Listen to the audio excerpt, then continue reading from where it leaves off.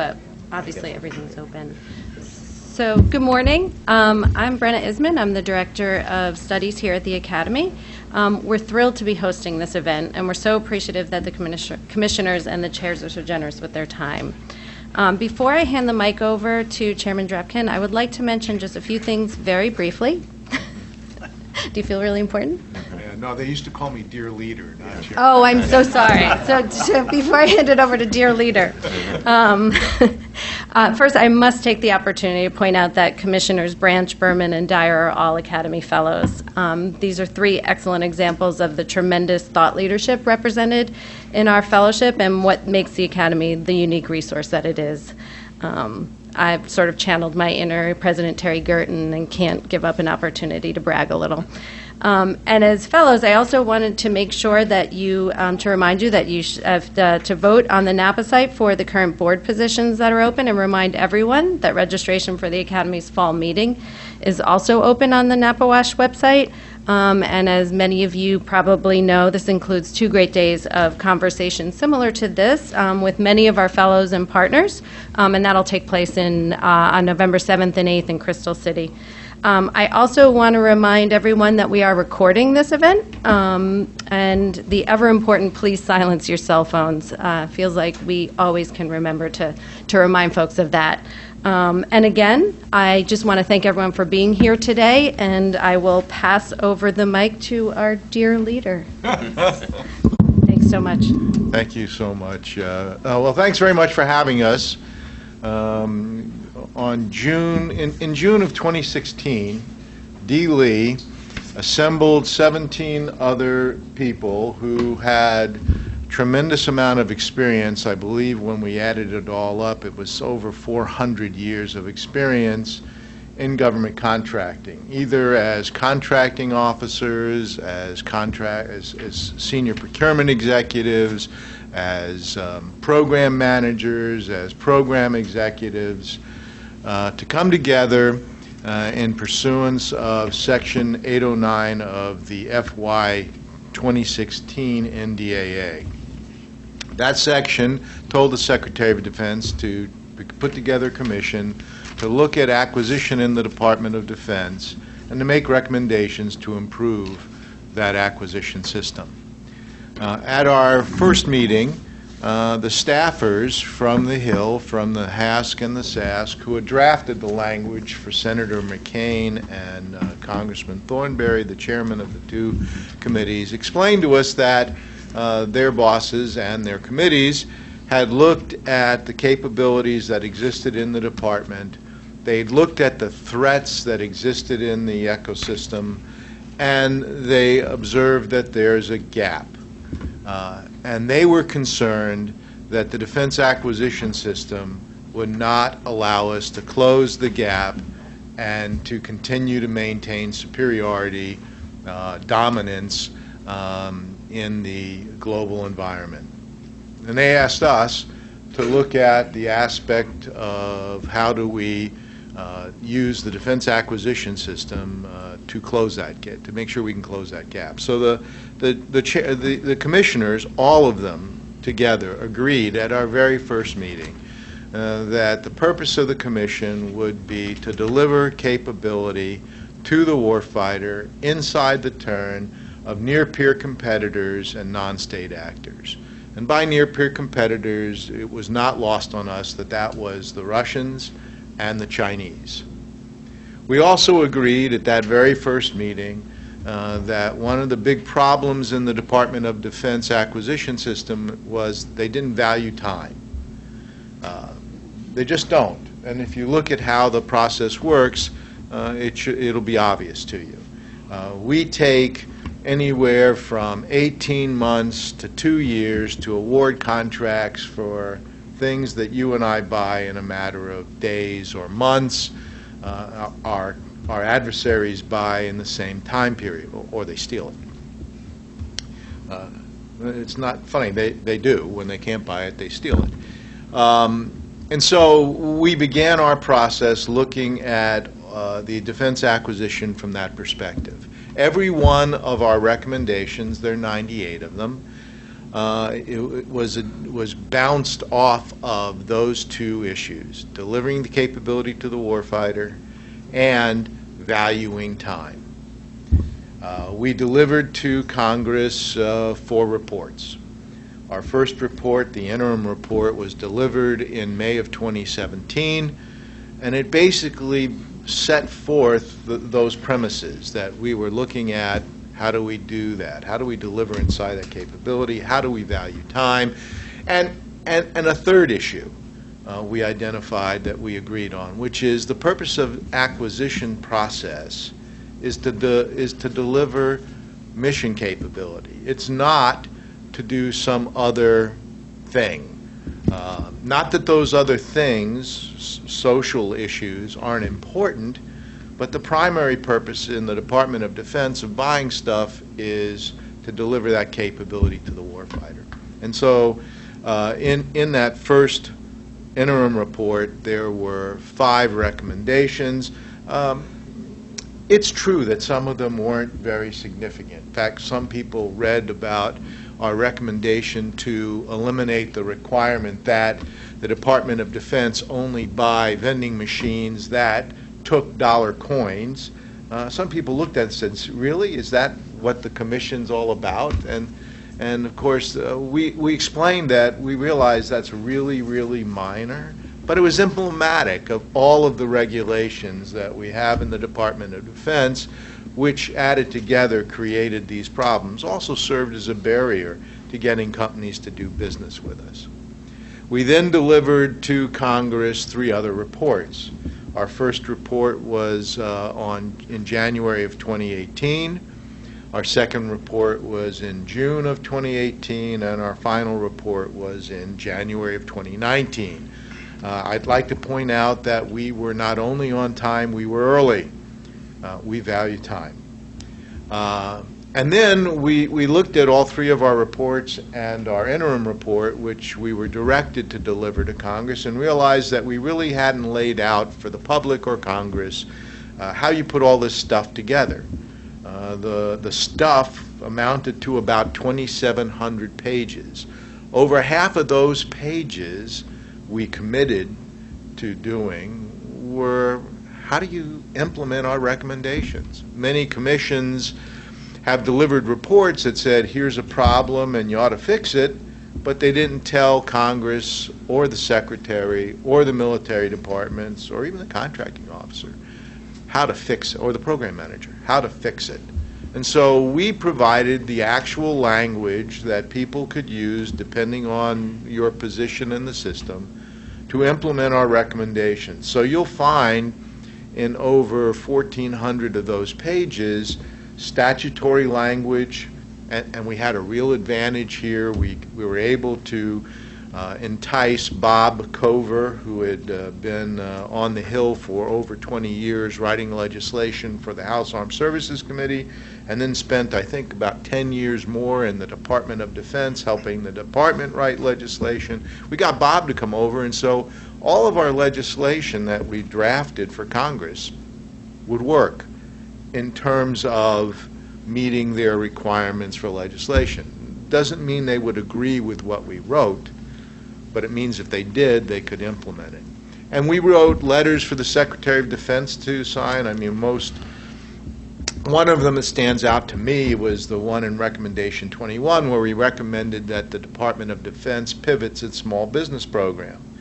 We looked at small businesses, and initially some people who talked to us suggested that we ought to stop worrying about small businesses, just buy stuff. If small businesses benefit, fine. If they don't, also fine. Well, we looked at that and said, after we finished looking at it, said, no, that's really not what the Department of Defense should do.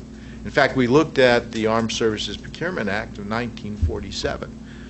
And in that act, the very first small business program in the nation was created, long before the Small Business Administration was created. And it told the Department of Defense that it should be using small businesses to promote the national defense. And over time, as we studied the progression of that that direction, we realized that maybe we lost focus. And that's why we proposed this pivot, because we think small businesses are really important to the Department of Defense, and that we're not using them to promote the national defense. We were using them to meet arbitrary goals set by somebody else, which we didn't propose changing. But we suggested to the Secretary of Defense, and we provided him a letter that could start the process to make a pivot in the small business program so that small businesses could achieve the outcome we had set for the overall commission of delivering capability to the warfighter inside the turn of our near-peer competitors and non-state actors. You may notice I have that memorized, and you should too. So that was one in terms of kinds of things. We also provided in Volume 3, Joe Dyer kind of led the team that drafted this, we actually rewrote the 5000.1. And we delivered to the department our recommended changes to 5000.1, which would implement one of our major recommendations on changing from the program management system to a portfolio management system for our various weapon systems within the department. And Joe's going to talk about that in more depth in just a few minutes. So when the day is done, when you look at what we proposed and what's been adopted, because some people asked, so what's happened? Some of what we recommended, for example, in the small business pivot have been accomplished. MIBP and the Small Business Office and DOD have been combined. What wasn't done there was our recommendation that you pull the P-tax in as well. That would give you both a point of entry and an outreach point. Some of our recommendations for taking us back to what FASA originally intended for commercial items was done by Congress. Some, not all. They made some changes. They left some stuff we recommended on the floor. There are other recommendations we made in terms of how the department could make changes itself, which have not yet been implemented, although we were told that people are looking at it. For example, we pointed out that when you do simplified acquisitions, when you're buying things under the simplified acquisition threshold, whether it's for non-commercial items or commercial items, the FAR says, the law says, use simplified acquisition procedures. The department, for some reason today, the department's not the only one, but that's what we focused on. The department uses FAR Part 15, formal source selection procedures, to buy things that they could use simplified acquisition procedures for. We said change it. Don't need Congress to do it. Anybody in the chain, from the contracting office all the way up, could make that change tomorrow, and it would substantially change both how the department does business, but also the companies that would want to do business with the department, because it would eliminate many of the barriers we heard companies complained existed. We looked at and made recommendations, which have not yet been adopted, that could be adopted without Congress, about using the IDIQ contracts and task orders. When that language was put into FASA, it specifically contemplated spending time awarding the original document, the base contract, and that should take time. But when you award the task or delivery orders, it ought to be done using the simplified procedures. Actually, it's called Fair Opportunity in FAR Part 16. And in the department, we found that regularly, instead of using the Fair Opportunity procedures in FAR Part 16, they turned to FAR Part 15 and used formal source selection procedures. Instead of taking 90 days to 6 months, which was originally contemplated, I know I was there with Steve Kellman and Colleen Preston when we wrote the language, and Elliot was there, when we wrote the language in FAR Part 16, we intended for it to be simple. Instead, it takes 18 months, in some cases longer, to award task or delivery orders after you've spent 18 months to 2 years awarding the base contract. But there are lots of other recommendations in there. There are 98. And I commend to you our roadmap, which we delivered in February, which was not a required product, so we actually delivered more and made our product better in February. It's available online at www.section809panel.org. It's still there. And the reason I address you or point you towards the roadmap is because one of the really great things about the tool that we provided is that as you read through the roadmap, which we've divided into essentially 4 sections, you will find the it's not called a URL, but you can click on the topic and it will take you directly to the language and pages in our report, because going through our 2,700 pages is daunting. But if you start in the roadmap that's online and use the tool, you can go directly to the areas you're interested in. You don't have to read the ones you're not. So again, I commend you to look at our report at www.section809panel.org. The very first thing that you will see is our roadmap to the recommendations. By the way, then you'll also see the other 4 reports. And with the roadmap, you can focus on issues you're interested in and drill down. So that's my kind of introduction. And now I'm going to ask my fellow commissioners to talk about the real stuff, the work that they actually did. And we'll start with Elliot. Okay. Dave, thanks. So I spent most of my time as a member of the panel when I wasn't just being a general pain in the ass, which I'm very good at, on Improve the work. IT procurement. And we're not talking about tactical IT. We are talking about business IT. And the reason I had a lot of energy around this, having spent most of my career in the Department of the Navy's business side of things, is you will hear people talk about the Pentagon, and they will say the only thing the Pentagon produces is a budget. We produce no warfighting capability. We produce nothing enabling except a budget. And if you've ever spent any time in the Pentagon, you will understand that most of the energy in that building is around either creating budgets, fixing programs that were broken by budgets, adjusting budgets to fit program realities, and so forth and so on, finding money to pay bills. And if you look at that process in the department, that process has been deeply affected by business IT over the years. The ability to create budgets, to fix budgets, to execute budgets, to report to the stakeholders what we did with the money in those budgets in terms of providing warfighter capability have become essential. Unfortunately, a lot of the things that we do in the purchase of IT descended from the Brooks Act. Now, a little bit of a history lesson here. Jack Brooks, essentially a very, very effective, long-serving Democratic congressman who was interested in this infrastructure issue from Texas, yielded a great deal of authority over GSA and as their role as, if you will, the government's landlord as well as its general provider of services when what I will call ADP came along, automatic data processing material, seized on this idea that he ought to write the policy for IT. So we started out with a system for years where GSA was essentially the central authority for buying IT. And some of that was broken apart by FASA and FARA, primarily the Clinger-Cohen Act in 1996. But it brought a different host of problems.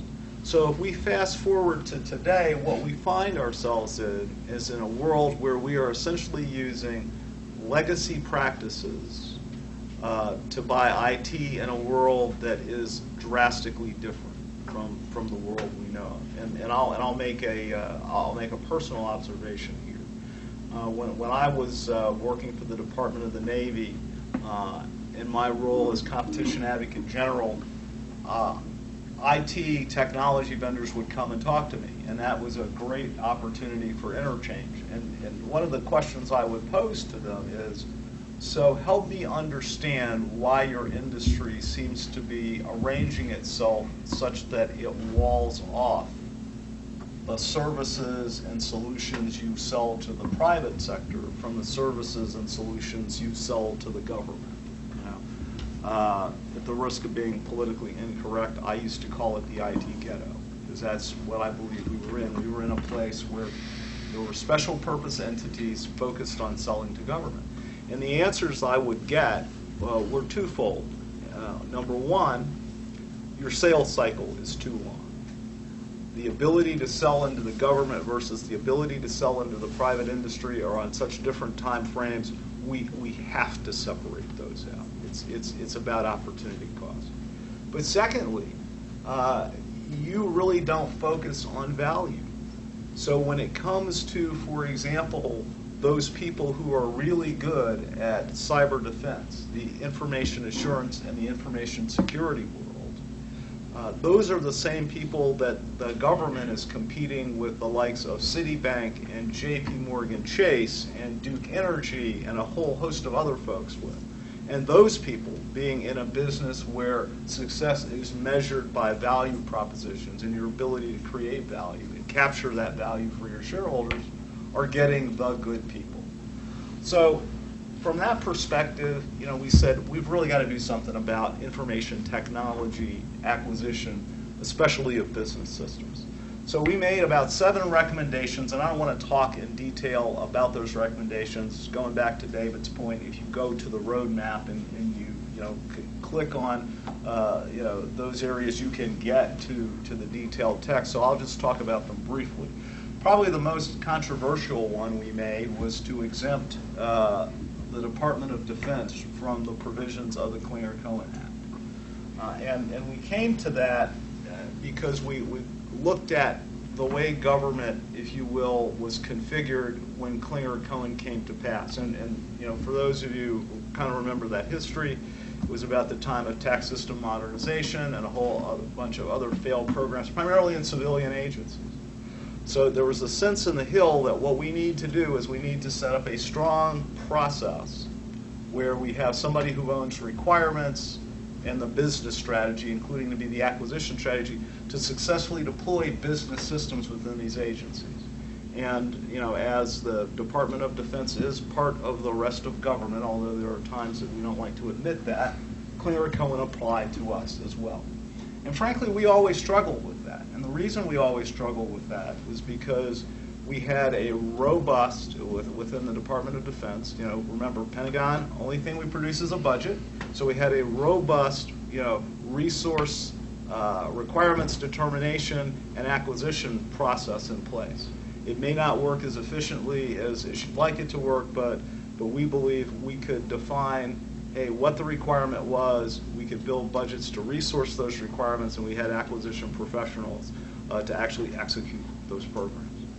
And so this always raised a question within the Pentagon. So what exactly is the role of the CIO? Is he responsible for those things? Is he responsible for setting standards? And there's been this, various tension amongst, if you will, those 3 communities, requirements, resources, and acquisition, and the CIO community in the Department of Defense ever since the beginning of Clinger-Cohen. So we just looked at it and said, maybe what we need to do is maybe we need to recognize that reality and just accept the fact that we have a sufficiently robust system with sufficient oversight from the HASC and the SASC and the appropriations committees to do business systems in the department and exempt the department from the provisions of Clinger-Cohen, at which a big hue and cry arose from the community that we were bordering on anarchy, and that soon we would have cats living with dogs and apples living with Intel machines and all kinds of things. So that was probably the most controversial of our recommendations. But building on that recommendation, we said, let's get rid of the separate requirement for Investment Review Board certification of defense business systems investment. And again, it goes back to that idea of, do you have enough of a robust process to determine the requirement, to resource the requirement, and to acquire it? And we said, yes. We put together a budget, which is scrubbed to a fare-thee well before it goes to the Hill every year. If those investments are in the budget, why are we now going back and recertifying that we need to do those sorts of things?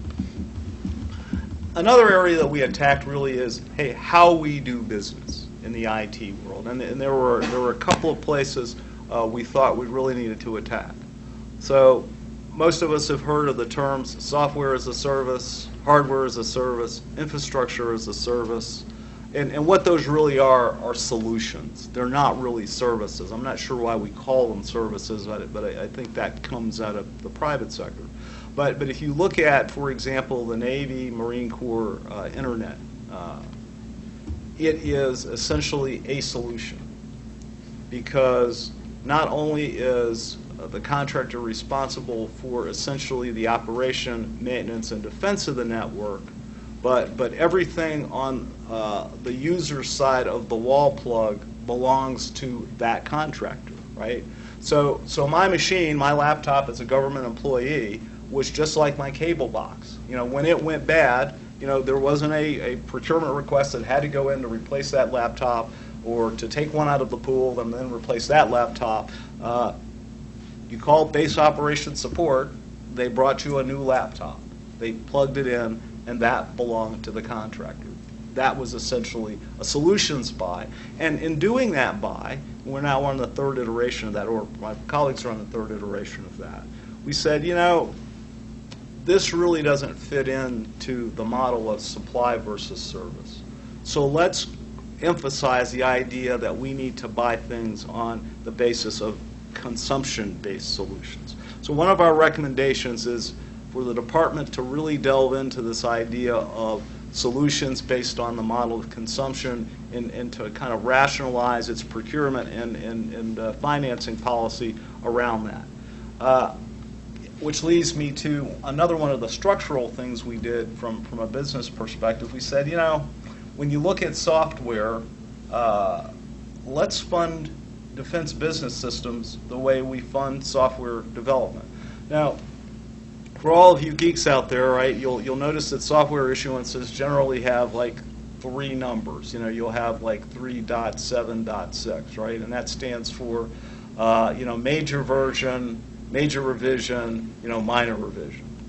So when you go to a paradigm of, no, I buy things with R&D money, and then I pay for them with investment dollars initially, and then I maintain them with operation and maintenance dollars, that really kind of doesn't make sense in software. Right? And what it did was it drove program managers to unnatural acts, trying to figure out which pot they could take money out of to bring capability into the department to do the department's business better. So we said, hey, look, you've got to figure out how to fund this in a way that really respects how people build and sell software in the market. We stopped short of necessarily recommending out of this particular committee that we put IT in a separate appropriation, and I think the hesitancy was, hey, whenever you do that, what you do is you create a giant target, you know, for the people who are looking for money, right? Because essentially, when it comes to resources, you know, program managers are the prey and comptrollers are the predators to some degree. You know, when you have to pay bills and you have to shift money, you go try to thin the herd that has the least convincing case. And if you put it all in one place, that makes it easier to thin that particular herd. So we said, yeah, we're not willing to go there. We wanted to look at you know, the way we bought services in IT. So if you think about how we get the experts, you know, to come on board in IT, if you find somebody with a particular capability, you may bring them on as a 1099 worker, you may bring them on through a temporary service company, a whole host of mechanisms available to the private sector. Well, what do? Well, we award an initial contract, right, and then we put a DD 254, which is the security specification in the contract, and because we are paranoid about people penetrating our systems, we require that everybody who's ever going to log on to any one of our systems, you know, gets a security clearance and goes through a full background check and then has a systems authorization, you know, and it's just crazy. So you can't get to those people. And we said, hey, we need to look at buying that particular talent that we need at a particular moment in time the way the private sector does. because, frankly, and we had these discussions in the panel, we looked at many of the people who are really, really good at the things that we need really, really good people at, and it was the opinion, I think, of the panel and a consensus that many of them probably couldn't pass a background check. But that what we were asking them to do was sufficiently isolated from the system that they didn't need to, except for we have a system that insists on it.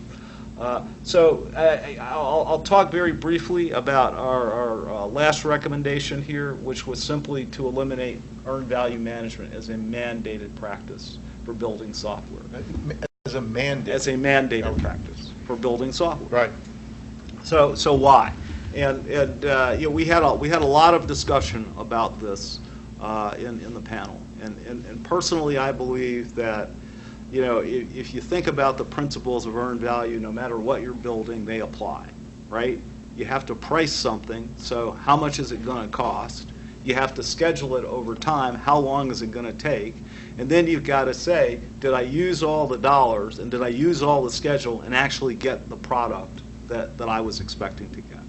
And I think there was a sense when we looked at the private sector, with the greater use of scrums and agile and a whole host of more modern software development techniques rather than the waterfall technique, that EVMS was not always the appropriate way to determine progress against either cost or schedule, but that there had to be a way to determine progress against cost and schedule. So we said, hey, let's empower the program manager to pick the right tool for his program. So that's a general summary of the work that we did in the business systems area. So with that, I'll turn it over to. Before you move on, though, I just wanted to point out the reason I interrupted Elliot is because while it's true that our recommendation on Klinger-Cohen was controversial, I think perhaps our recommendation on EVMS was even more controversial, and I still including among the panel members. Right. So I'm not exactly sure why. Pointing to Mr. Dyer.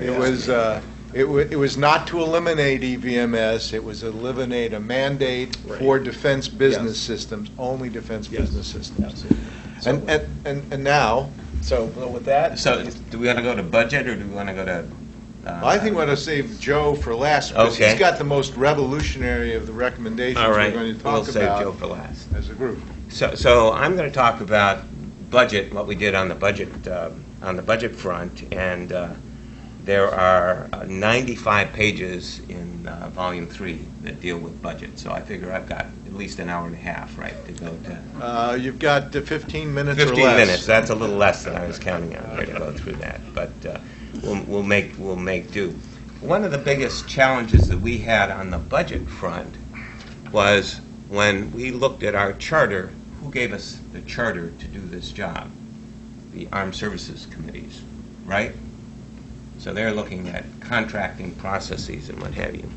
But when you start talking about budget and appropriations, then who's the folks up on the Hill that pay attention to that?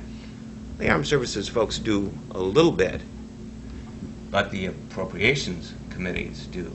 And so we had a couple of interesting sessions speaking with folks on the Hill who would say, well, this really wasn't your job.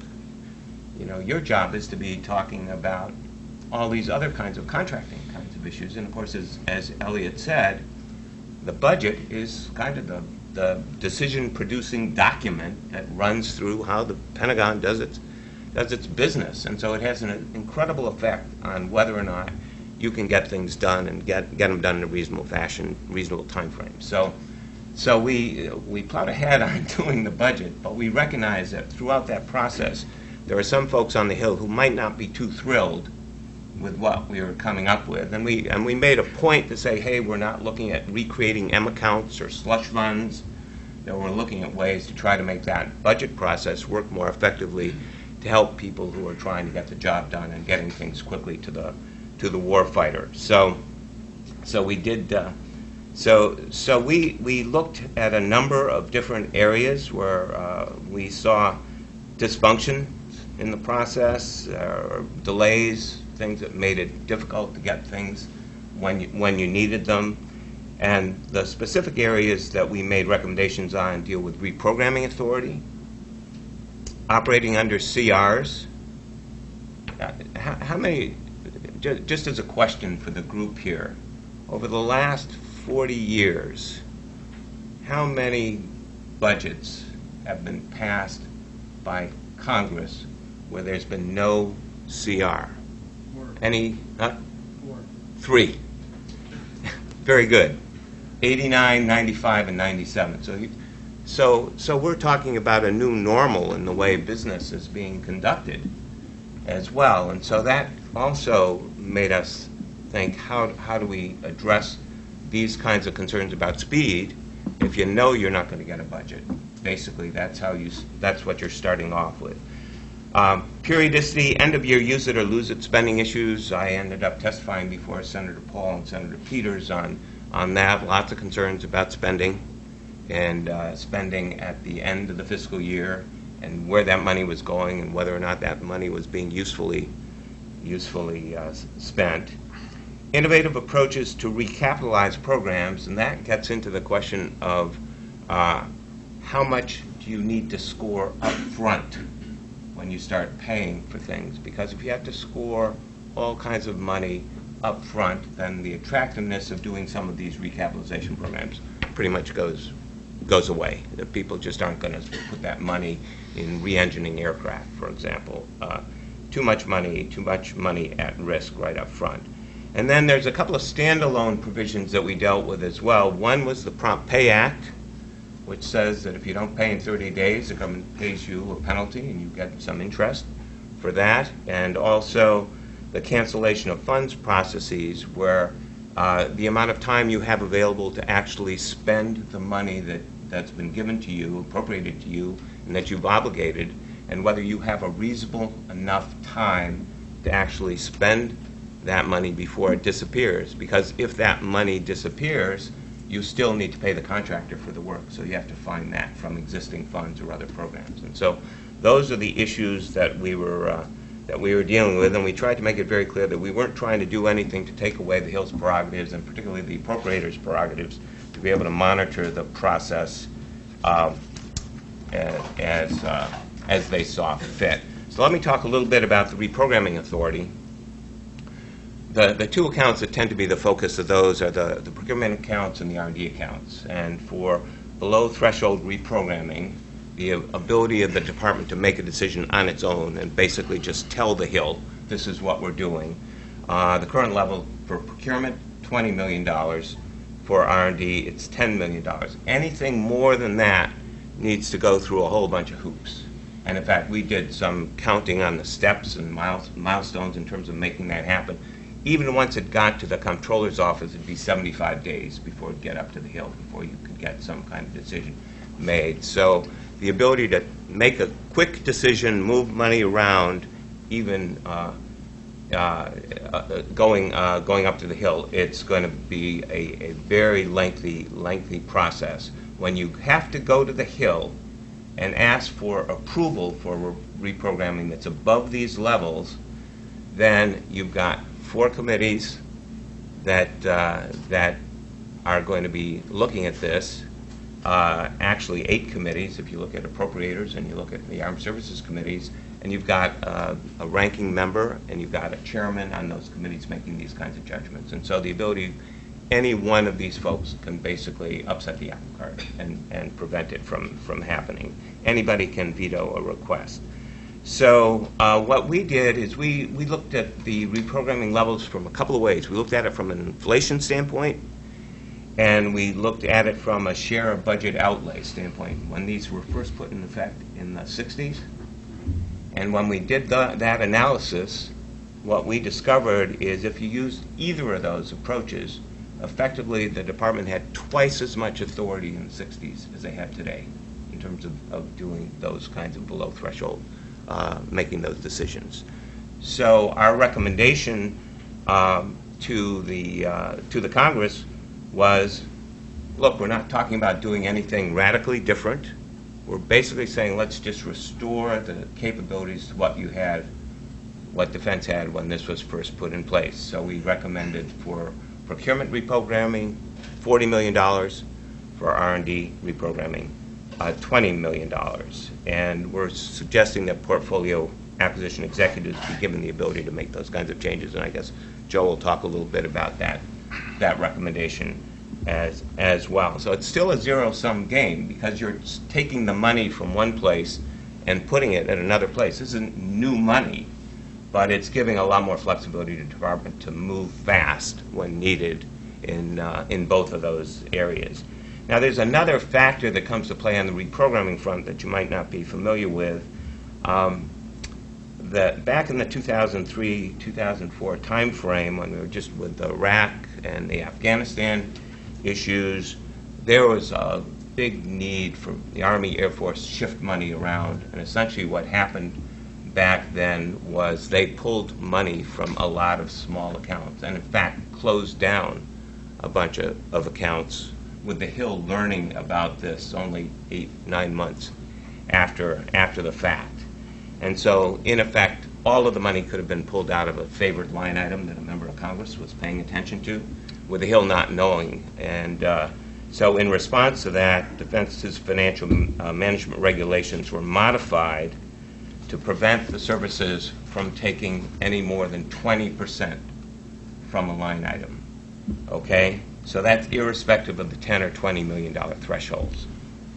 So, for example, if an R&D line item account has $40 million in it, then even though you could reprogram $10 million based on the threshold, 20% of $40 million is $8 million. So you couldn't take as much money as you would like to take or need to take in order to take advantage of these changes.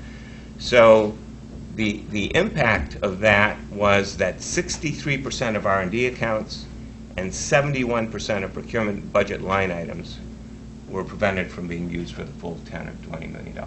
So that's a pretty significant impact on, again, the ability of the department to move quickly and to do things with the money available to them. So our recommendation is that you raise it to 50%. We're not suggesting that you take all the money or be able to take all the money, but by raising it to 50%, you still give more flexibility to the department while allowing the Hill to make sure that they're monitoring what's going on. So that was our basic recommendation on the reprogramming front. The CR, continuing resolution front, we made one basic recommendation on the budget side. Pass the budget on time. Okay? So I guess that was our most solid recommendation that everybody could stand behind. Unfortunately, given what we just talked about 3 times in the last 40 years, not really a very promising outcome for that one recommendation. And so essentially what we said is, hey, if you don't and can't get the budget passed on time, then there's all kinds of negative effects for that compression, that compressed time period, being able to do things. And so as a result of that, add that time to the next year so the department gets a year. Gets a year to spend that money. And so that's one way to deal with some of these end-of-year spending kinds of issues. The downside of that is it becomes a very complicated process to keep track of all this stuff, and we've certainly heard that from folks as well. But nevertheless, that seemed to make a lot of sense to us. And the other thing that always happens with the CRs, no new starts, right? No increases in production rates, no multi-year programs. We said, hey, if this is the new normal, then unless there's some issue with a program, we're saying the department should have the ability to do these things. In other words, the programs shouldn't be held up. And we, in the paper, we provide a lot of examples of programs that cost a lot more money because of these kinds of constraints and these kinds of issues.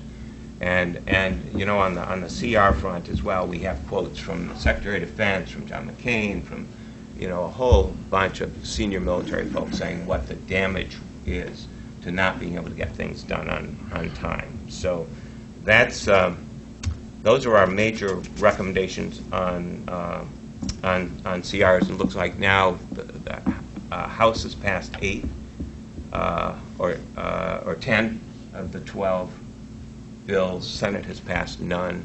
Looks like we're looking for a CR going to November 22nd at least. So that's what we're looking at right now. So we're kind of back in the soup again. So the recommendation certainly applies. Let me talk a little bit about periodicity, or use it or lose it. As I mentioned, testified before Senator Paul. The complaint is you make bad end-of-year funding decisions in order not to lose money. And you know, it is interesting if you don't spend the money that's appropriated to you, the next year somebody's going to say, I spent 20 years at OMB. I was a budget branch chief at OMB before I became the procurement administrator. You don't spend the money, there are those sweeps or rephasing, whatever you want to call it, but that money goes away, basically. So you're going to spend your money. Well, if you look at where that money gets spent, you would think that ordinarily, if you were spending it evenly across the year, 2% per week, right? That's about 100% of the money. For construction and building maintenance and repair, 25% of the money is spent in the last week of September, okay? 25% of the money. For IT procurements, 14% of the money last week of the year. So one can say, well, is this a smart way to do business? Well, probably not. And our answer here, and this one becomes a very tricky one, because you can't say, let's just turn it into 2-year money, because if you turn it into 2-year money, that takes away a lot of the prerogatives of the Hill in reviewing this. So we essentially said, let's do 5% and do a 5% carryover and let the department figure out what in that 5% ought to be shifted from one year to the next. So you can make better decisions and you're not at that use it or lose it approach. I have a couple other things. There's a provision in the FY 2018 NDAA called the MGT, or Modernizing Government Technology Act, to set up a revolving fund for purchasing IT. We basically said Defense ought to use this. It's a good, I don't know whether I'm being told I'm speaking too long or I'm hearing bells. I'm trying to from figure out both how to sides turn of the off panel my, here. I turned off my phone. I don't know how to turn off my watch. Okay. You just. All right. Well, I'll continue. But yeah, you need to finish up. I need to finish up. We're suggesting that we add $100 million to this revolving fund and see if you can figure out a way to use that, track how that money is spent, and use it for things that make some good sense, like re-engineering aircraft, where you don't then have to score all of that money up front. And that's a real advantage to get something effectively done. The final item that I'll mention is on cancellation of funds. When that was set up, as you know, accounts have various periods of obligation. Procurement generally 3 years, shipbuilding 5 years, R&D 2 years. So you obligate the money. That's in effect giving a contract to somebody. Then once you obligate that, you have 5 years to spend the money. If that money can't be spent in 5 years, you still owe that money, but that account goes away. That money disappears, and so you have to find it from current funds. Last year was something like $2 to $3 billion. Projected coming years, $8 billion. So that, in effect, you're paying for something twice. You've got these big programs, many R&D programs, big satellite programs are the things that cause this. So essentially on that front, we're suggesting shift the 5 years to 8 years and be able to use the money appropriated. So that's my quick Cook's tour of the budget process. Frankly, when we made the recommendation on increased ability to reprogram funds, President Trump then took $4 billion of funds from various accounts and moved them. So I could say that our recommendation may well have hit a wall, if you'll excuse that. If you'll excuse that pun. But anyway, Joe. Well, thank you. The commission having wrapped up, and not that we ever felt a lot of pressure to be politically correct, but I feel even less now. Really? Let us see. Someone sent me a cartoon this week that had a spaceship with an alien landing in a field, and Joe Sixpack meets him, and the alien is carrying a sign that says, "Take me to your leader." And Joe Sixpack says you've come at a really bad time. It is a time of challenge across all of government. We're fairly late in the administration cycle. There's uncertainty abounding as to classic operation of government. At the same time, there are the clouds of, if not conflict, uncertainty gathering on the horizon. And we're not prepared for it. Perhaps we're not prepared for it because we have enjoyed 74 years of almost total dominance in terms of big war capability. Not to say we're not challenged by small wars and asymmetric effects, but the world has been blessed, unlike its many hundred-year history prior to the end of World War II, with American power, American dominance, and the ability to give birth to a certainly relatively peaceful world. If you have 74 years of dominance and you've grown up in it and you've enjoyed it, you have the latitude to take on a lot of social good. Dave's favorite of trying to further the use of dollar coins via contracts, a requirement that our defense producers instruct, certify, and discipline no texting while driving. I mean, I'm not a fan of texting while driving, but do we only a nation and a process that has enjoyed tremendous dominance would put that overhead onto building the tools necessary to fight and win. So you know that old saw that says history doesn't repeat itself, but it does rhyme?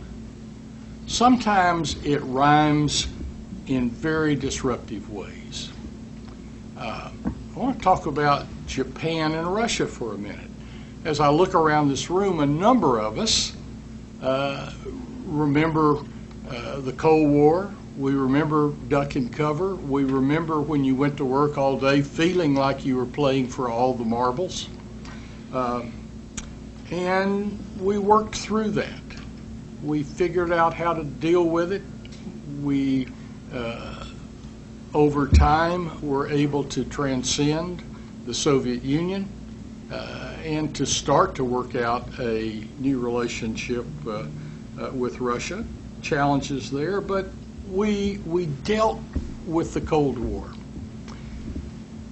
If you remember the 80s, we had an economic challenge from Japan. And some of us remember those years when we could do nothing right and it seemed that they could do nothing wrong, and they were buying up American companies and American real estate, and they were quite the wonder of the world. We came to grips with that.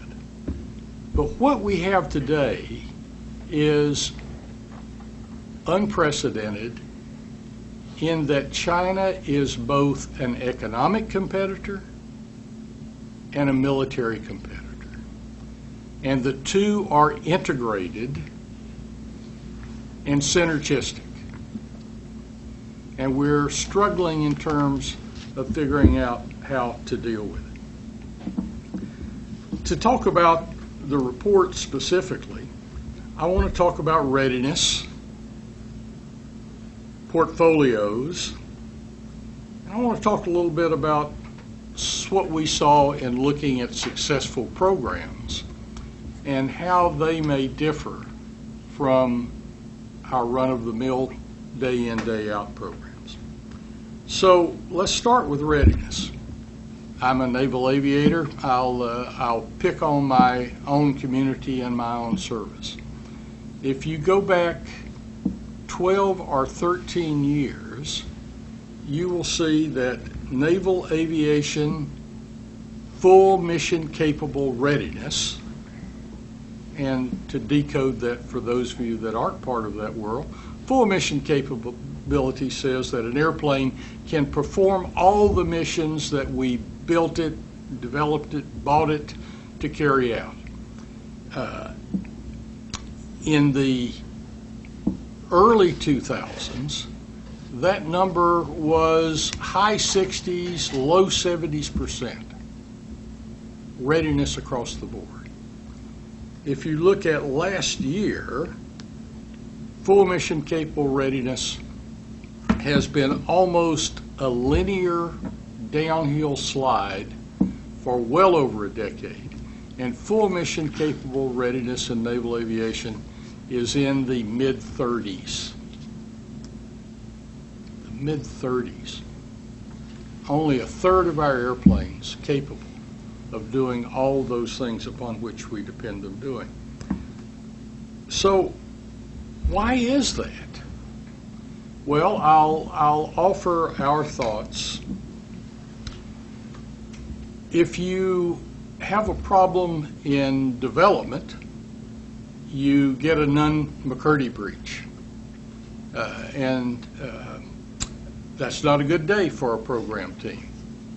Say, involved, complicated, and harsh highlighting of shortcoming for development programs.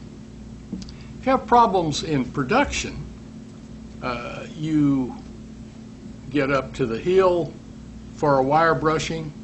The Washington Post and the Wall Street Journal will drag you in a major program across the coals, and again, there's significant punishment for shortcoming in a production program. But what happens with readiness? And the answer is not much until it becomes a crisis.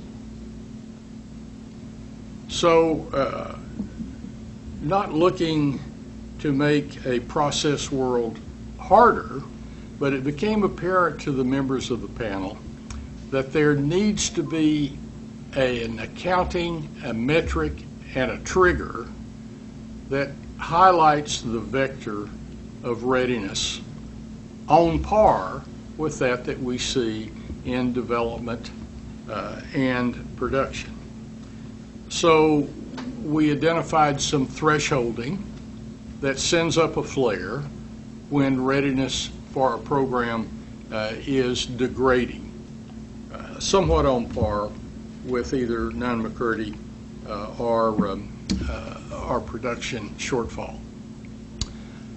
There's a budget piece of this, as Al has pointed out many times, and that is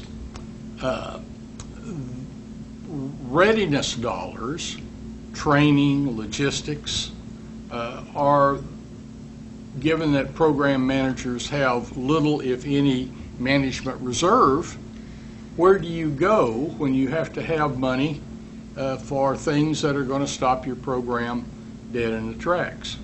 And the answer is you rob, in too many cases, from those things that are critical to the readiness and long-term material condition of our systems. It is clearly a byproduct of not having anywhere else to go. We would try to fix that in the budget with regard to management reserve, but we would at least highlight when there is an attack on material readiness logistics dollars and believe that that will help. In times of dominance, it's another example of where you can afford to suffer low readiness and to steal money. In times of challenge, not so much. So let's shift over and talk about portfolios. In talking about portfolios, I like to offer free financial advice. And that is, don't manage your investments one stock at a time. It doesn't lead to a good place. And it doesn't lead to a good place because you can optimize each individual stock or investment, while at the same time sub-optimizing the integral of your investments. Most of us have learned that in our personal financial lives, but we haven't learned it as a department in managing programs. We manage our programs a program at a time. We have a PEO in charge of a number of programs, but he has been without power and ability to make changes, to shift resources, etc., over those programs. So we've talked about portfolios in two ways. We talk about execution portfolios and enterprise portfolios. In an execution portfolio, easier to grasp, our recommendations talk about what those of us in the Navy call sea room, the space within which you can maneuver. And it is about being able to make decisions with reprogramming money, with establishing priorities, with moving people, quickly taking advantage of innovation. Read that, the ability to move with dispatch.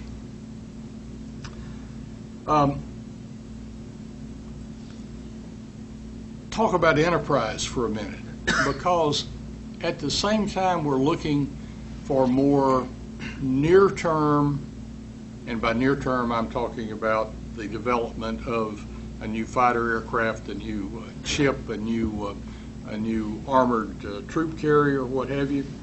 At the same time we're executing today's plan, someone has to attend to the future. There has to be an architect that says, as we look at the threat, as we look at the funds that are going to be available, and we look at what technology can bring and what technology disruptions are afoot, what should be our architecture for the future? Much of that vested in the charter for the Undersecretary for R&E as he works in cooperation with the Undersecretary for Acquisition and Sustainment. Those two have to work together to cross the chasm between the near term and the longer term. This point of enterprise portfolio management is especially interesting right now, as we're seeing a time when power is shifting from OSD to the services. In many cases, with certainly good heart and good reason. But some of us remember why we got Goldwater Nichols to begin with. If you go back to pre-Goldwater Nichols, before the concept of joint forces and acquisition that at least came together at OSD, at AT&L, it was a time when the answer to every new threat was another airplane, another ship, or another tank. So there is at least a worry on behalf of some of us that as we distribute power to the services, there has to be a strong and powerful enterprise portfolio management concept that brings together the future. And I'll express one of Mike Griffin's, Undersecretary for R&E's, frustrations here. At the same time, early in his tenure, when he had produced his dozen or so, I think actually 15 technology thrust, one of which was hypersonics. At the same time, he's trying to form a hypersonic plan for the future. One of the services individually let a $1.2 billion R&D contract for hypersonics. Another service has since gotten on that bandwagon, and a third's ready to. So you can see this confluence of near-term and long-term portfolio challenge to find dispatch and see room at the execution level and to be able to plan into the future at the enterprise level. So let me talk a little bit about what we saw in looking at successful programs. The first good news is we really do have a number of them. Well executed, well delivered. The programs that we looked at, some 18 of them, were major defense acquisitions. Ships, airplanes, UAVs, major avionics systems. What were the common attributes associated with these successful programs? I'll mention just three. The first is strong line management. Read that: program managers that were in charge and executed as though they were in charge. Differs perhaps in some programs where there was a triumph of legal and contracts and program managers all as voting members. So, strong line management, number one. Number two, a product focus, which is thankfully evolving from a process focus. By the way, these two are related. That strong reliance on process focus is where right-hearted, hard-working, good legal folks found their power. Same for contracting officers. And successful programs, if you look at a box diagram, you've got money comes in left, you've got lots of hard and interesting things that go on in the box, but it is without meaning until a product comes out the other side. Successful programs had program teams focused like a laser on output. The third one I wish we could put in a bottle, but the third attribute of successful programs is courage. The courage to not wrap yourself in the blanket of process, of timidity, but to do what is necessary to deliver the product. So, with that said, I look around the audience and I see Admiral Lou Crenshaw over there, who, by the way, Dave, at least for Navy, was the guy that put that budget together. And I look at Dr. Wayne Meeks sitting in front of us here, who was, if not the father of missile defense, at least its bastard uncle. Midway. So with folks like Lou and Wayne here, I would say, Dave, we could all benefit from some real dialogue from this audience as we spend the rest of our time. And we're going to get there. I just want to cover, as we wrap this up, a couple other things. I think if you look at our report, you'll find that we at least thought we produced 4 revolutionary recommendations. The first was the movement to portfolio management across the department. And to be fair, there are examples of portfolio management developing within the department, but it's not coordinated and not at the levels that we proposed. The second was our budget recommendations, and Al was kind when I met with the hack folks. The meeting began with them yelling at us, and 2 hours later they were still yelling at us. How dare we talk about appropriations in the context of an acquisition report? But our recommendations on the budget were the second. The third were our recommendations on the acquisition workforce. None of this will work unless we fundamentally change how we look at our acquisition workforce today. And to be fair, in 1990 when DIWEA passed, that was a major positive movement for the department, but we're past that now. And instead of focusing on certifications and check-the-box kinds of things, we need to focus on capabilities, kind of like what we're talking about in the product world, delivering capabilities to the warfighters. We need to make sure that the people we assign to projects have the capability to perform those projects, and right now our system's really not focused on that. If you've done your time and you've reached the certain levels and you've taken these courses, by the way, if you take the courses, the only test of success is that you survive to get the certificate at the end of the course, and you've been in a position without regard to your actual performance in that position, you qualify for a job.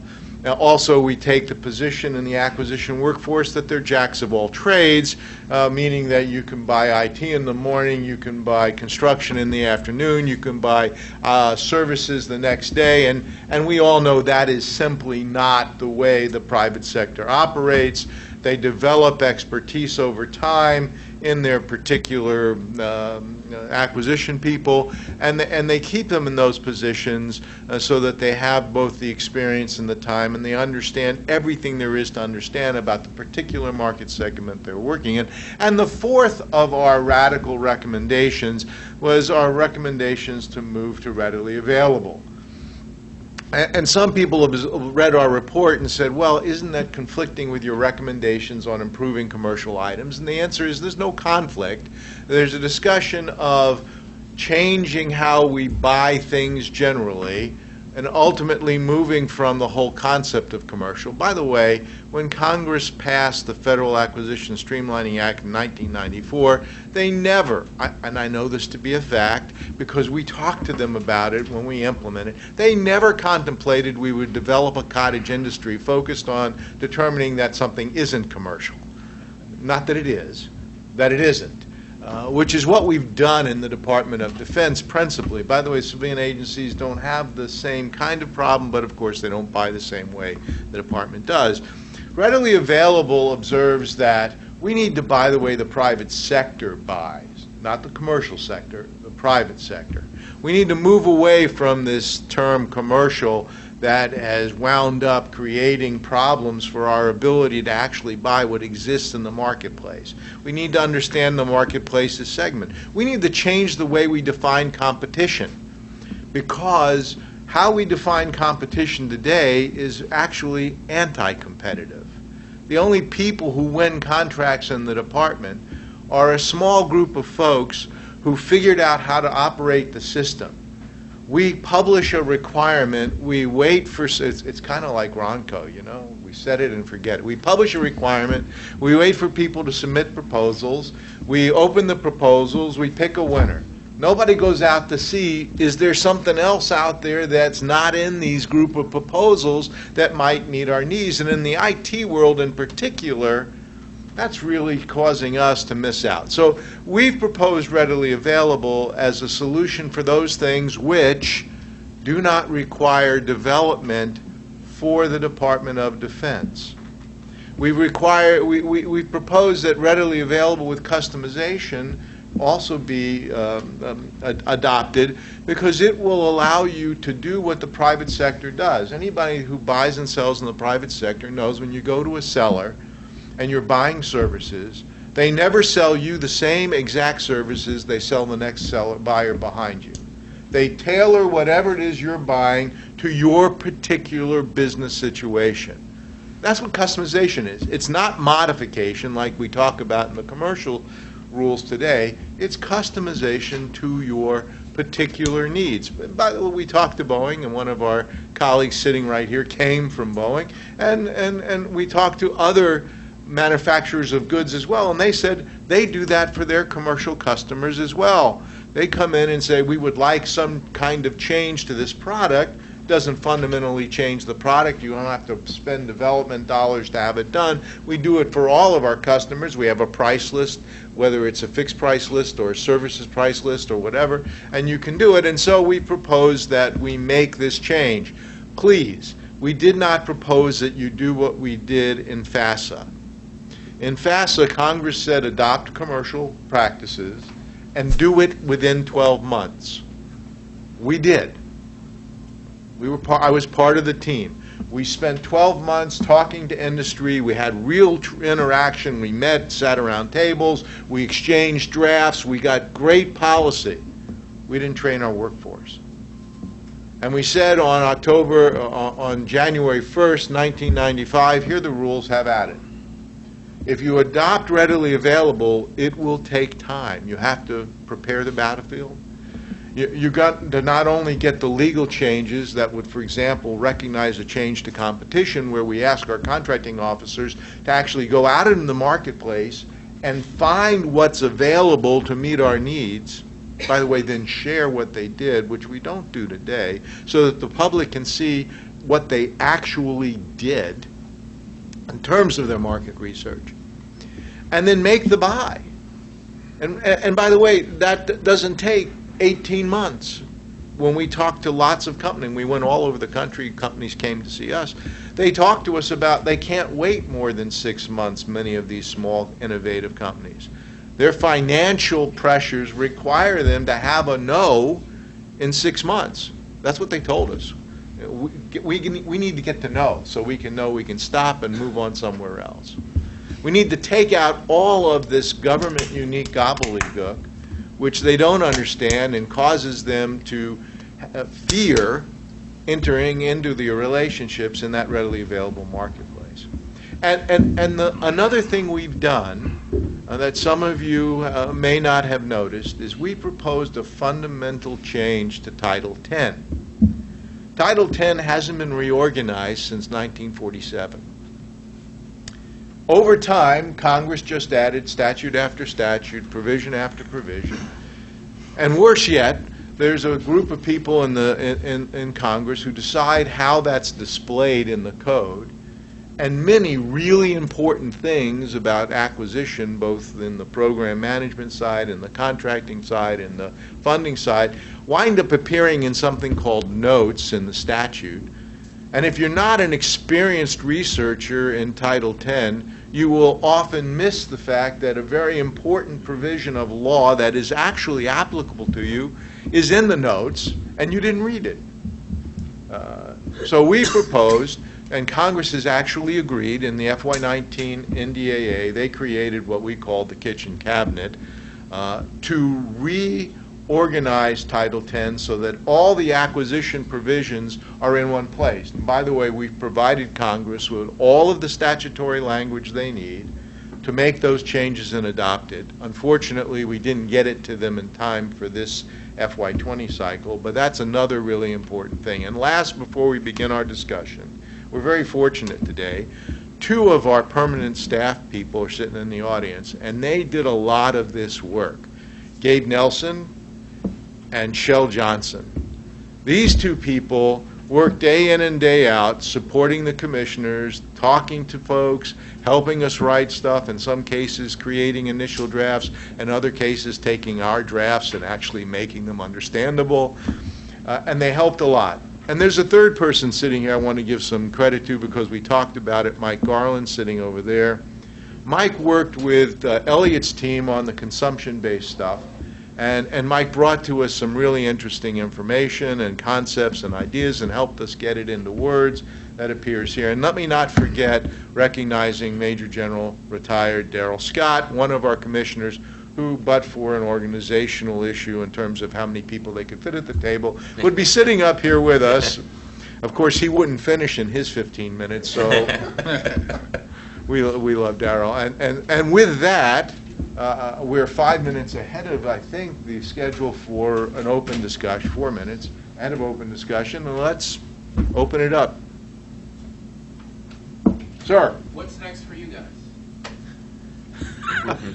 We'll wait until they charter the next Well, is there panel. talk of it? Or, If we appear, I think it was Daryl, somebody observed that when you looked at the panel, we had over 400 years of experience, and that's because we were all old.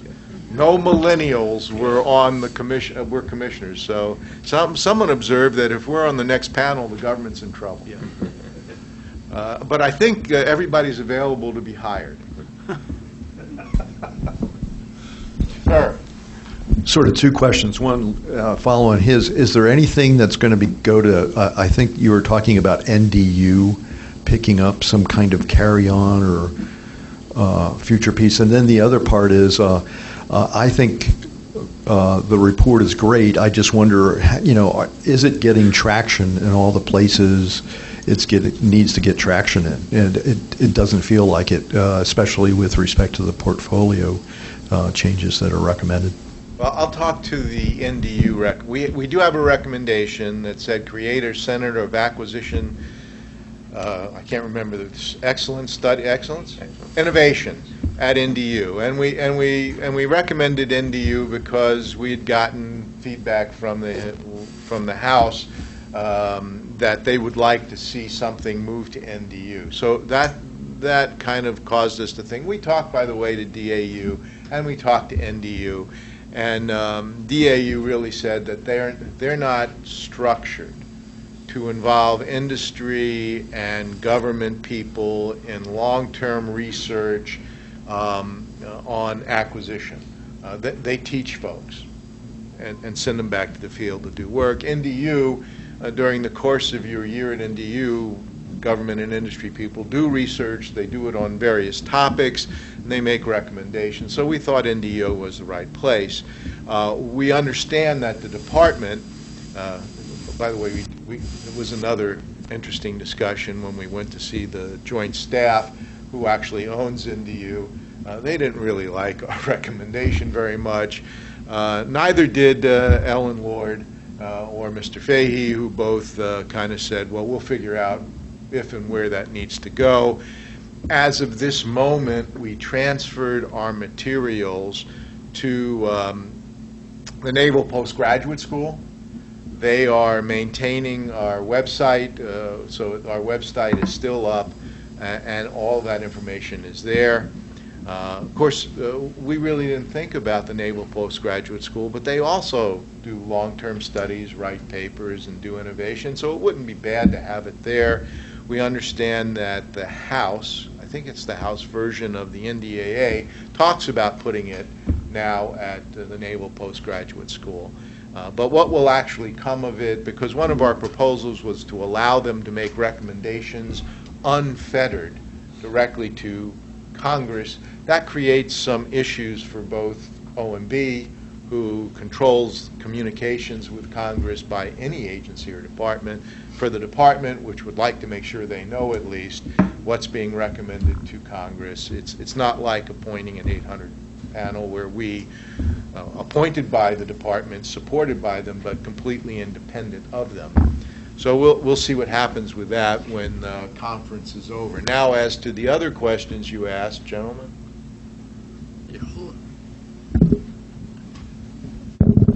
I think Portfolios is getting some conceptual traction, but it is a very, very difficult change for the Hill and for the department.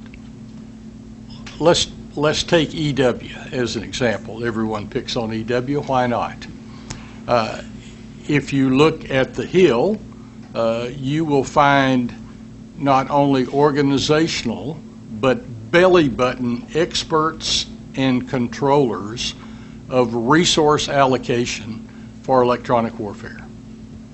If you look in the services, you will find the electronic warfare community, technical expertise, acquisition expertise, policy and tactics, requirements expertise, same in OSD. So to pull EW in as part of a warfighting portfolio, which I will promise you it is in terms of application, it transfers power. It transfers power on the Hill, in the departments, and in the services as well as in the department. It also requires one other tremendous change, and that is to start to operate planning and resourcing on something akin to a corporate board that does concurrent work with what we call requirements, budgeting, and acquisition, as opposed to today's siloed centers of expertise, where over a multi-year period we will in serial fashion deal with requirements, then with budgeting, and then with acquisition. By the way, dirty little secret, why does acquisition take so much heat in town? Because they're holding the potato when the music stops, to mix metaphors here.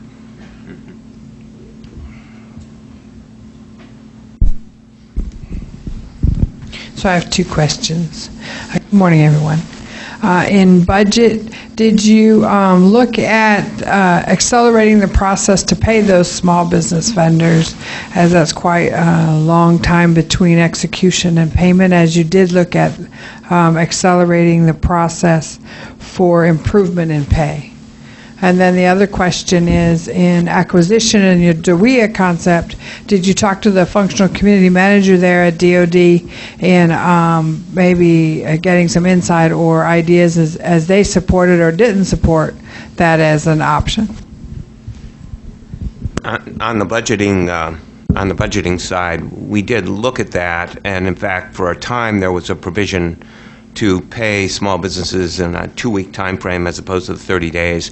But the main focus was the overall requirement that you had to do these prompt pay payments when you didn't make the payments within the 30 days. And I didn't really spend much time on that, but the ultimate conclusion was it was costing the government and private sector $20 to pay somebody $1. Essentially, so our main focus was on that and trying to make that process more effective.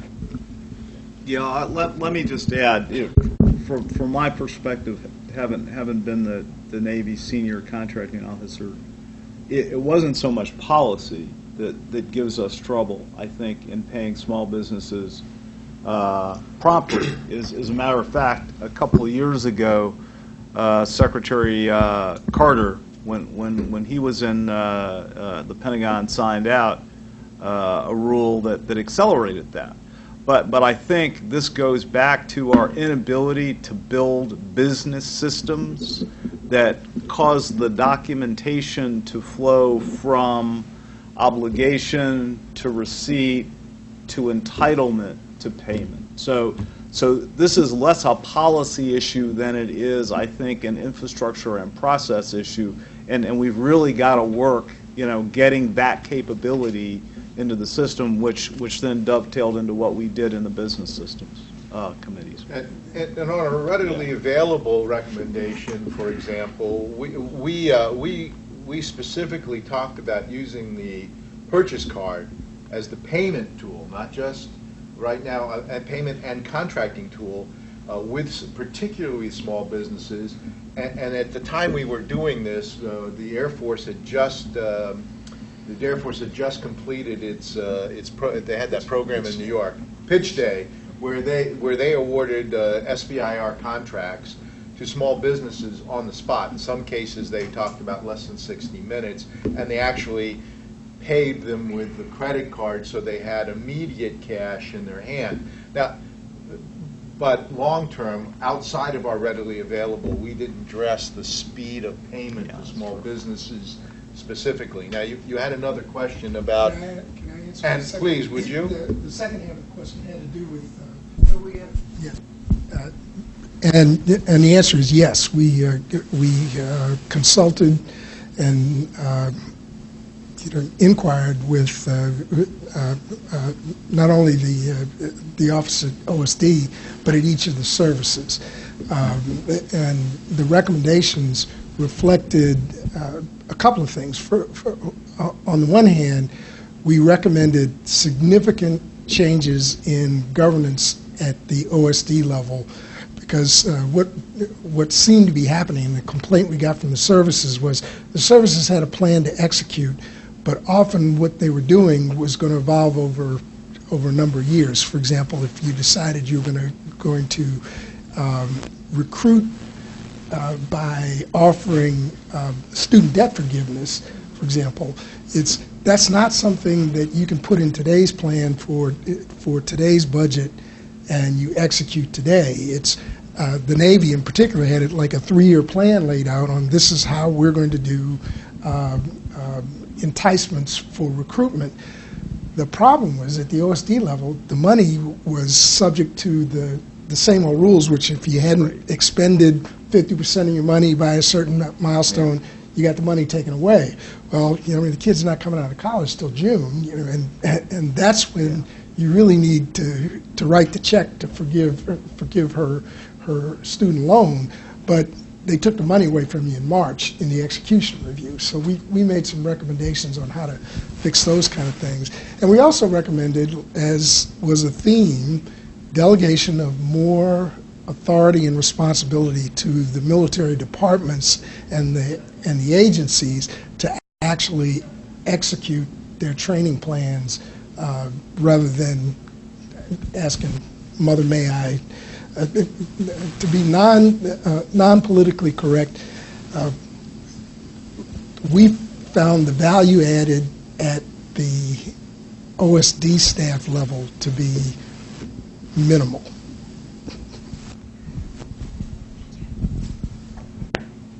And as you can imagine, they weren't really happy with, at that level, with our recommendations. Good morning, gentlemen. Thanks for the time and great comments. And I think kind of building on what Daryl was saying here, I saw in recommendation 27 there was the flexibility around DOTIF, and a lot of that was primarily from that, I think, more from the budget appropriation flexibility angle. Having worked HACD quite a bit myself, my ears were burning just thinking about knowing who was probably yelling at you. So reliving a few memories and flashbacks in that story. But what was your general consensus on the DOTIF feedback you got as you canvassed and cast the net wide across the services, OSD and others? I've heard of mixed bag in my own conversations of having the right flexibility for what people need for the overall learning and development of the overall workforce, specifically in the program delivery, program execution space. And I've heard some have the flexibility they need. Ultimately, though, as we all know, the money still doesn't always get fully obligated and executed. Just curious what your general comments were on the flexibility around not just the spending, but just how the use and the variety and diversity of what it can be used for might be. I'll start and they'll finish with the actual truth. I'll just tell you. Well, look, we had the benefit of being able to talk to the people who actually created DOTIF, and Peter Levine and others, John Etherton, who also talked to us about it, as well as people on the House side. Now, we propose that they go back to the flexibility they'd originally designed in the appropriations side of the House, and it was, and our recommendations ran up against a desire to force discipline in the department to budget for education, training, and recruitment, and nonetheless, we still made the recommendation that DOTIF, which some of you may or may not know, originally was set up with money that was going to expire, expired, not canceled. It was that money, and it was a percentage of that money each year, which is no year money, and it doesn't come off the top line of the DoD budget. It's actually comes off the money that they didn't spend that year for whatever reason. So it really wasn't even a tax. That was the bottom line of our recommendations in terms of the funding, and neither the Hill nor the department, oddly enough, were incredibly supportive of our recommendation to do that. Now, Daryl may want to fill, or Elliot may want to fill in the rest. No? Well, I'll talk here. I think this is a symptom of a larger issue in the Department of Defense, right? And this issue is essentially, almost a 75-year-old issue, right? We're bipolar, okay? And most of these arguments over policy are really about, where decision rights ought to reside. And the, kind of the double-mindedness of this is I will argue that fundamentally the Army, the Navy, the Air Force, and the Marine Corps have different business models. And I'm most familiar with the Navy, so I'll talk about that one to draw a distinction. We're a capital-intensive force. I mean, if you look at where most of our money goes, it goes either to maintenance or modernization of a highly capital-intensive force. We're not land-based. We literally go down to the sea in ships, so that drives, infrastructure. So for example, in the Air Force, where you have over 110 contracting activities that are doing kind of general services contracting because they're focusing at the base level, we do that work out of 8 places worldwide. So that drives how we think about the work, how we resource the work, both in people and dollars, and how we execute the work. But if you don't really understand that, you're going, well, I ought to be able to manage this centrally, not realizing that there are some good and valid reasons for priorities. On the other hand, some of those priorities and the services are culturally driven. So we're always going back and forth between this whole idea of, hey, where did the decision rights reasonably reside? And I don't know that we ever solve that problem, but I think we go through cycles of solving that problem. Yeah, Daryl? Yeah, I guess I would kind of give the, Elliot gave the Navy perspective, I'll kind of give the Air Force perspective, which is slightly different. But first of all, I agree with everything Elliot said, which is about the third time in 25 years I've ever admitted that in public. The good news is it's being recorded. But for example, we found the Air Force in particular felt they had all the flexibility they need. But their program is centrally administered out of San Antonio with a strong link back to Air Force headquarters. It is not decentralized. But then you looked at some other agencies and services, and people felt that they didn't have the flexibility, but oftentimes those were not matters of DoD policy or matters of direction from Congress. They were, as Elliot said, they were cultural, they were process, business process within the service, not something that Congress had done to.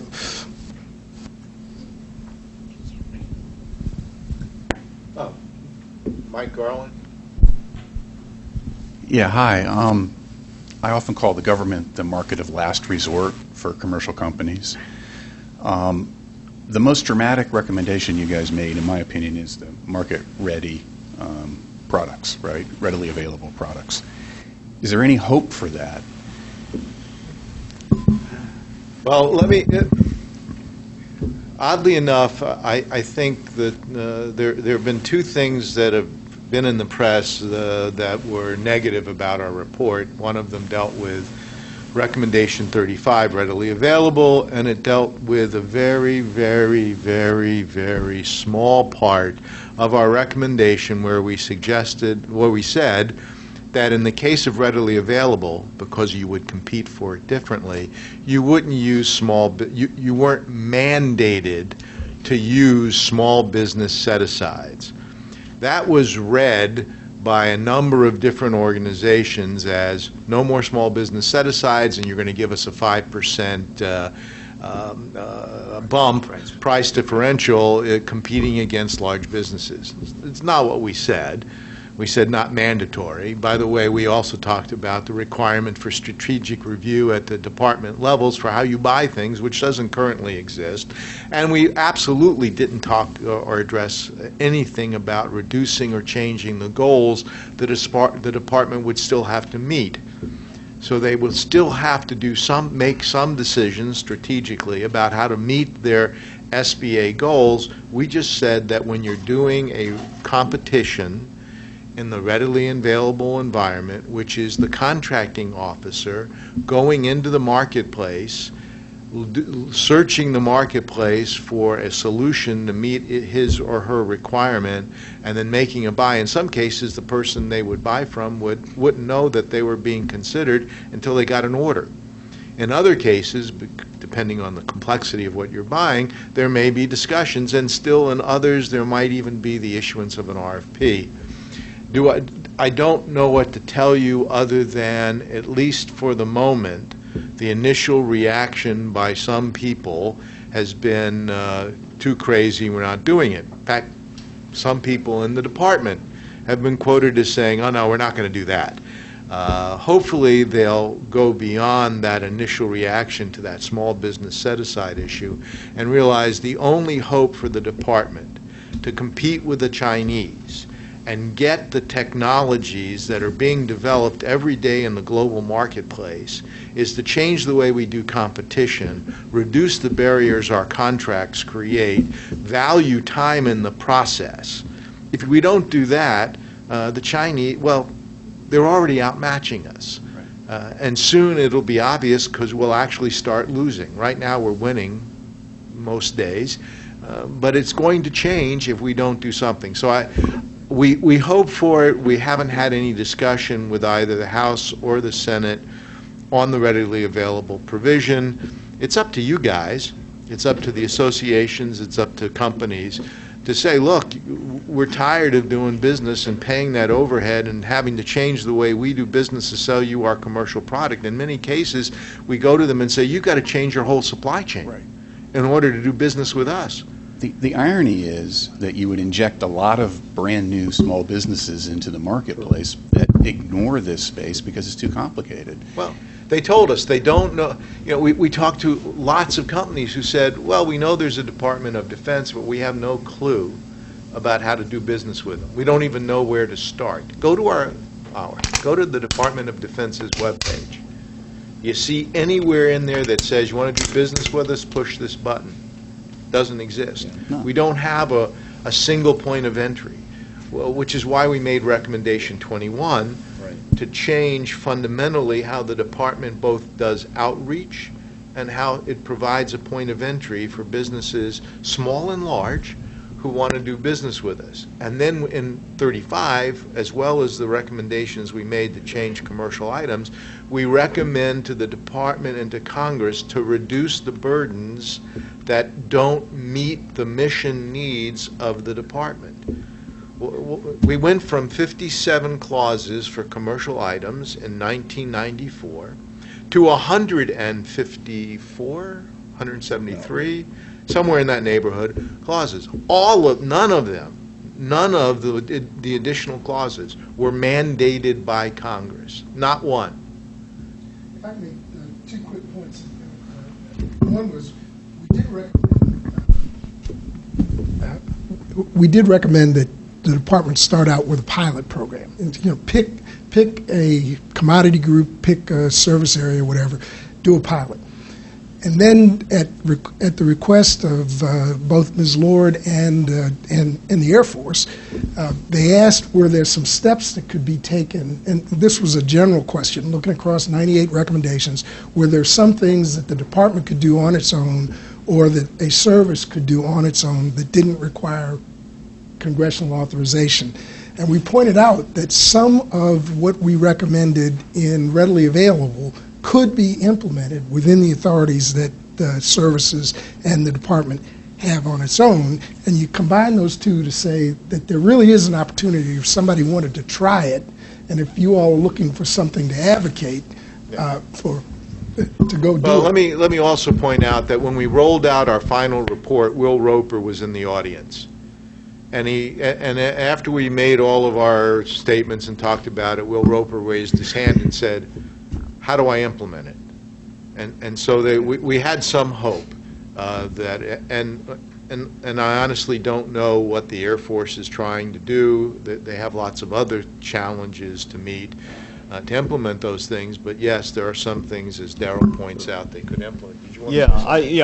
I'll just make an observation. I want to make it very clear that this is kind of my personal view.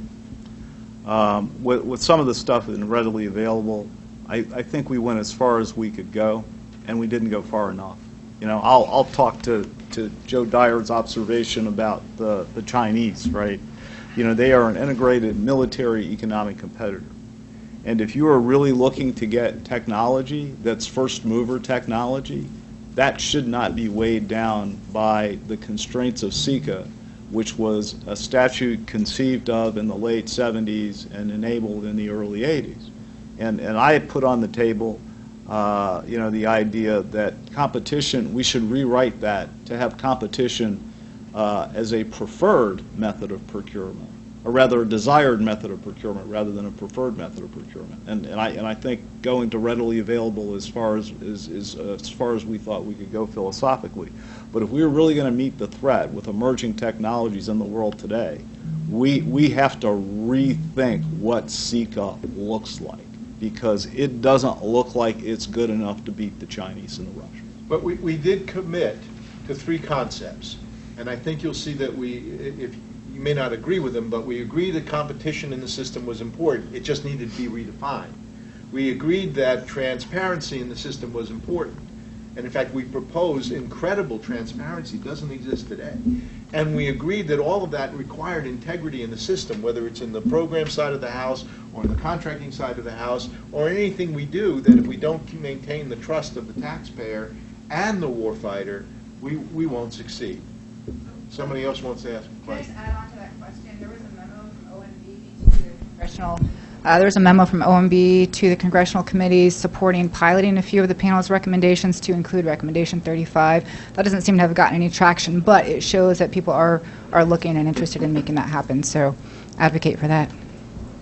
There was a question over there, I think. If I was a GS 14, 15 program manager and I wanted to go and try this within my authorities, is there anything available for me to say, to go to legal and go to budget? Here, I can do it this way, and this is how I want to do it, just to be able to break loose? The answer is yes. The question is, as I think Joe mentioned earlier, you know, it's about courage.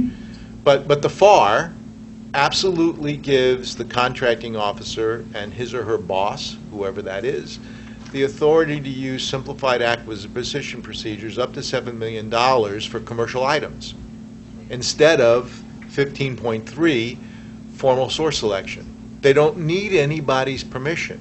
In fact, we suggested that OSD issue guidance saying, you got to ask my permission to use 15.3. You don't have to ask my permission to use simplified acquisition. That would make a difference. $7 million worth of commercial items is no small amount, and it would make a difference in terms of reaching out to non-traditional companies.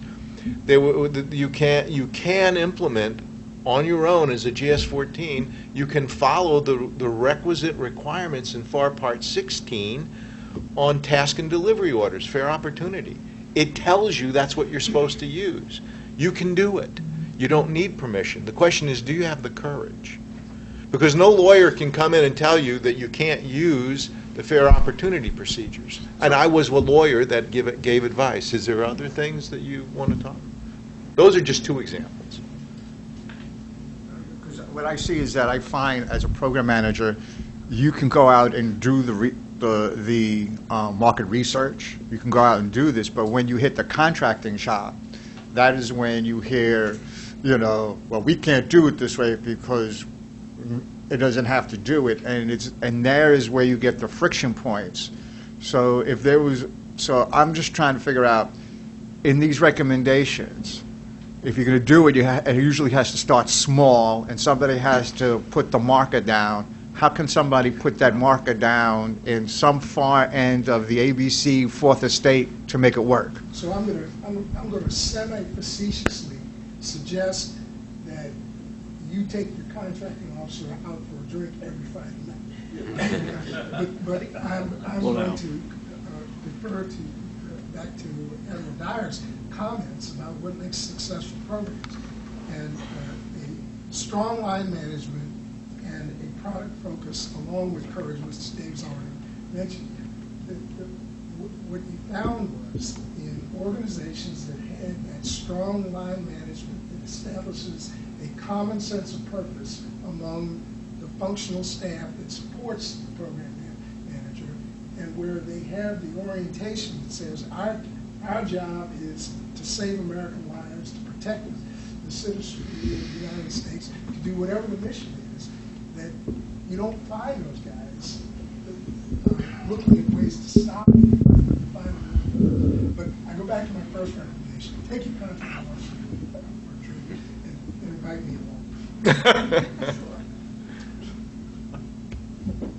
Sometimes in these forums, I like to talk about what year is it. And let me roll this model out for you. It's easier to talk about what year it's not than what year it is. It's not 1991, and we haven't just won the Cold War, and people aren't once again saying peace dividend and peace in our times. It's not 1918, 1919, which really was to be peace in our times. I asked this question of a lot of folks in the building and on the Hill, and the answers I usually get are somewhere in the mid to late 1930s. You can see disruption raising its head. You can see clouds gathering on the horizon. And I think many of the things the 809 panel has championed will come to fruition when we really feel the threat. We're beginning to, but we don't yet. And there's a caution there. If you look at our buildup from 38, 39 to the end of World War II, we had time to prepare both on the technology side and on the production side. If you look at technology roll times and production lead times and supply chain in a global market, that's a luxury we may not have the next time. And I think getting back to your specific question, you know, as a program manager, you own the acquisition strategy. The contracting officer is part of your team to help you develop that acquisition strategy, and they bring their skill to that game. But you own the acquisition strategy, and if you want to explore different ways to reach to the market, it ought to be reflected in your acquisition strategy. By the way, we recommended that you just do one. You do an acquisition strategy, you don't need an acquisition plan. But you own that, and so I encourage you to use your your contracting officer. That's what they're there for, to support you, to help you get to what Joe described as delivering that product. But you control the strategy as part of a team effort with all of the, with the legal and the finance people who sit there as part of your team to achieve the outcome you are charged with delivering. Did I get that right? No. No. Okay. So I'm always the duty heretic in this part of the conversation, and I will start out making an observation that my wife made some 33 years ago. And she's still your wife. And she is. 38 years of bad judgment. When our first child was born, and like many modern fathers, I was in the delivery room when that beautiful baby girl, popped out, and my wife said something very profound to me, which I think program managers need to take to heart. She said, "Remember, you have no control, only influence." So I agree with Admiral Dyer that the only way you're successful is with a strong program manager who is product focused and has the courage to execute things. And I would argue the best of our contracting officers share those traits with those program managers. I think where a lot of this friction comes in is that we have it is in the way we come to consensus on those decisions, right? So I can either be your best friend or your worst nightmare as a contracting officer. And I am your best friend if you come in with an idea about a strategy and you hold that lightly and you want to engage in a dialogue with me on how to achieve that objective.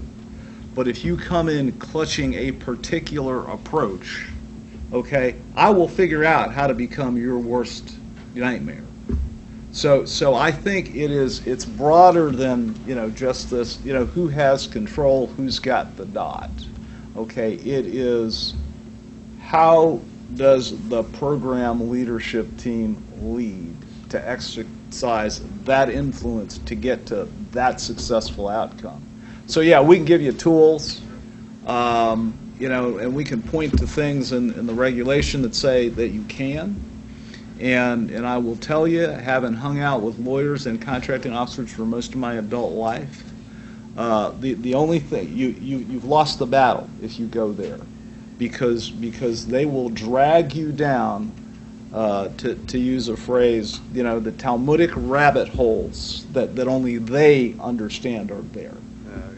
Well, let me share with you this observation about our meetings. There wasn't one where we didn't have the discussion about this back and forth issue about program manager and contracting officer.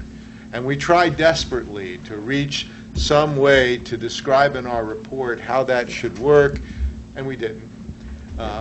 But we did talk about what, again, program manager owns it. They have resources to help them execute. If you're a good program manager, you know how to use the capabilities of the people on your team.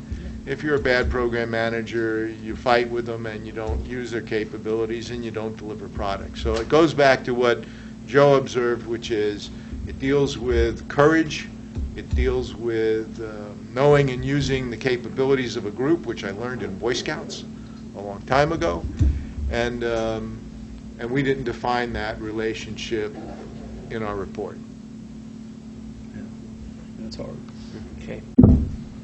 We've gone 4 minutes over time. I'm sorry, we failed in our acquisition delivery date. Does somebody want to say goodbye? In the absence of someone else saying goodbye, goodbye. Thanks very much. You know where